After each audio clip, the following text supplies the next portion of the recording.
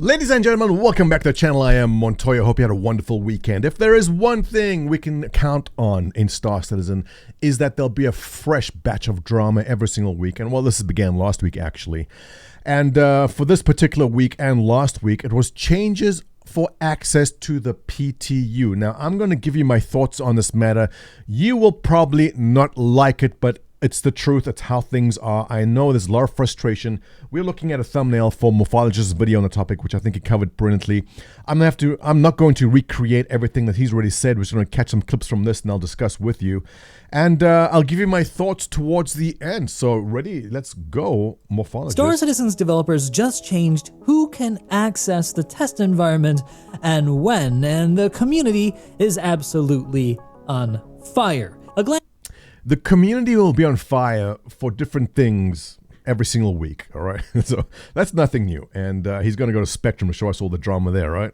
Fans at their own homebrewed forums they call Spectrum will reveal nearly every single section is filled top to bottom with people complaining about this change, especially the concierge forums who... What I love about Spectrum is that, I mean, if you were just a new backer to Star Citizen and you just arrived and you went into the official forums and you saw this, you would go, oh my God, what did I just do? What kind of game, what kind of community did I just fall into where everyone seems to be hating on the company? It changes so rapidly from absolute hate and disgust to absolute praise. If a new ship is released tomorrow, which is like this dream fighter for something, there'll be nothing but praise about how wonderful everything is. I don't want to say the community is bipolar, but the community is bipolar. Depends when you drop in. Members are particularly aggrieved, as the first wave release has gone from a concierge $1,000 level to a concierge $25,000 level. So let's stop there for a second. Let me just tell you a bit about concierge. In the old days, when you had spent $1,000 collecting internet spaceships, it was a special thing. What kind of moron will spend $1,000 on internet spaceships? It's weird. It was very weird back in the day. Those of you who are very early into the Concierge Club, remember what a private special place that was. The Concierge Only Forum was a special place where the actual CIG customer service was in there with you, and they would help you one-on-one and resolve issues you had very rapidly. Back in those days, you were not able to melt a package or redeem a package, buy something else, and then revert that. That kind of functionality was not built into the game or into the hangar part of your account itself, and you had to go to customer service to get that done. So if you had a game package which you then redeemed for store credit, bought a new ship because you want to try it out, then redeemed that ship, melted that ship, and wanted your original game package back, there was no way to do that. You had to go to customer service. And if you were in concierge, that process took 5 minutes. You go, hey, we knew the person's name, they knew us. I melted this package, I want this back, can you do it? That couple buttons get pushed, bam, it's back. That was concierge, and it was awesome. But what happened over the months, even, or the years, was that more and more people hit that concierge level. More and more people hit $1,000 in Star Citizen, and it's bound to happen because just look how people spend money in this game. And it became increasingly difficult to get that one-on-one attention you needed to. Star Citizen, CIG, was not going to pay more customer service reps to sit and babysit the concierge. And becoming concierge moved from being this special kind of very rare thing to something which almost everyone had. And if everyone has it, then it's not really special. So one of the perks of concierge was you get wave one, but now saying, hang on, there are so many people in concierge at $1,000, maybe we should change that. And now the $25,000 level is where you get that wave one access. The problem with this is this. Once you give somebody something, when it comes to any kind of community, if you give someone a special rank or special access, taking it away is probably the most horrible thing you can do. So if you hit $1,000, you hit concierge and Star Citizen, and you got wave one access, that is special. You feel that is special. And if CIG goes and says, hang on, we're going to shift things now, take it away, we've taken away from you, it's gut-wrenching for a lot of people. Personal thought, look, CIG will do what they need to do to accomplish their goal. And if you watch this video, which I assume you have, they need people in there to test. They need QA testers. You are free labor to Star Citizen, right? And they need you to do certain things. Now, if being concierge and being free QA meant a lot to you, and now it's been taken away from you, I can understand completely people being upset about it. My personal thoughts is Star Citizen, is that CIG will do what they need to do to achieve certain goals, and their goal is to have X amount of people QA testing, filing reports, right? Filing the reports and testing the servers, which is in the way which is most beneficial to them. Not that I'm at fault here, right? I'm exactly the person that's causing this to happen. I will accept responsibility here. I am the person that logs in, flies a new shiny ship for about 30 minutes and goes, I'm happy with the new ship I got. It's shiny, it's cool. And off I go back to the live servers, which are more stable. I'm exactly the person they don't want in there. So I understand why they're doing it, but I hate the idea that they have taken something away. And this is difficult because they gave something to people, but then the game changed over years, and now they're saying, well, it's more beneficial to us if things are like this now. And so, yes, I understand the problem. I understand CIG's position too. Look, there is no wrong and right here. There's just what is most beneficial to CIG, how to achieve that, and a certain amount of people will get pissed off. There's no avoiding it. Or you could just subscribe for $10 a month and get access, but more on that later. This isn't exactly what it seems. Still, the reactions are interesting. I'll show you some of what the community is saying in a moment, but first, let's talk about... Poor Knight Rider, the meme, deleted by Knight Rider. She'll always live. Knight Rider, are you okay? I know you get a lot of flack for this. I can respect the hard work you do, though. What happened. So if you don't know, Chris Wayne from CIG posted in the announcement section of the Spectrum forums yesterday how they were going to be restructuring the P2 wave releases. Okay, I think this is a good place to stop before we take a look at the charts that Morph puts up. And you can see how Wave 1, now they want the top active players by hours in the previous 2 patch cycles, then subscribers, which pay $10 a month, and then the Legatus $25,000 backers in there.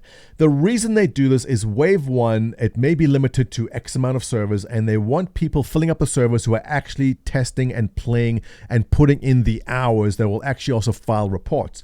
I am the worst possible person for this, and I know many of you old backers are too, because, you know, we used to file reports, and then I filed a report saying, hey, when I go to Quantum, my character ejects from the ship, and I file the report, and people agree, and then months go by, nothing happens, and you get disenfranchised. You go, why the hell am I filing these reports? Because nothing actually happens. Now, the reason why some reports get dealt with and other reports don't is that CIG has their way of deciding what is prioritized and what's not. It's not clear to me. They don't explain to me why things are prioritized and why not, but you can understand how it's disenfranchising to a lot of backers who take the time to file reports, where they do the report, they get people to upvote the report, and nothing happens for months because you feel like you're being ignored, and so you just stop doing it. That is why they want the most active people and the most, well, I guess now subscribers. Okay, so that's the other issue now. I'm already a subscriber, so I guess I get Wave 1, I'm fine. Now, I subscribe because I want the flair every month. I'm a completionist at this point. I want whatever stupid flair they're putting out. If it's some stupid plushie, I want it. Why not? And so I subscribe for that. My question, let me ask you guys a question. If you are not a subscriber, will you now pay $10 a month to get access to Wave 1? I'm curious to know. I see this being, there's 2 ways to look at this. One way is saying, hey, you want to test the new shiny thing. You want access to you want to be the first person to go to the new location. You want to be the first person to test out the new ship when the Spirit comes out. You own the Spirit. You're eager to get in there. You want to fly the new ship. Is that worth $10 a month to you? I'm curious. I already pay, so I'm fine with that. But I can see this being seen as a way to force people into paying $10 a month. I know that's not their intention, but subscribers want their perks. And subscribers say, hey, I give you money, all right? I want your stupid plushie, but I want something more. And CIG is saying, you know what, these people are paying 10, 20 bucks a month. Let's give them access to Wave 1. Let them be first to get in there. So I get that side of it. But the other side of it is, hey, CIG wants you to pay 10 bucks to test the game. You see what's happening here? There's no winning here. Because on one side, you have subscribers who are more than happy to get this extra perk. On the other side, you have people saying, now I feel like I'm being forced to pay 10 bucks to get in. So yeah, I get the anger. I get the frustration on that. Wave 2. Next active with Praetorian Concierge backers. No, Legatus, Praetorian, all these levels of Concierge. I don't know if these people will even be actively playing the game. Most of the people I know who are deep in the game at this point are happily sitting back and just waiting for something big to happen next. And Wave 3, Wave 4, as it goes on and on. We'll go check out the chart. In fact, let's do that now. Morph put up some beautiful charts on this topic. Let's scroll forward to it, and it is right over there. All right, so nice graphical representation of exactly the problem, what's happening. The first Evocati patch here, you can see there's X amount of people playing, they file reports to get through, but then Wave 1 comes and there's a giant spike. Now, this is me. I go in, I want to test out the new shiny spirit, I'll fly the ship for 5-10 minutes, go, wow, this is awesome, and off I go back to the live servers, which are more stable.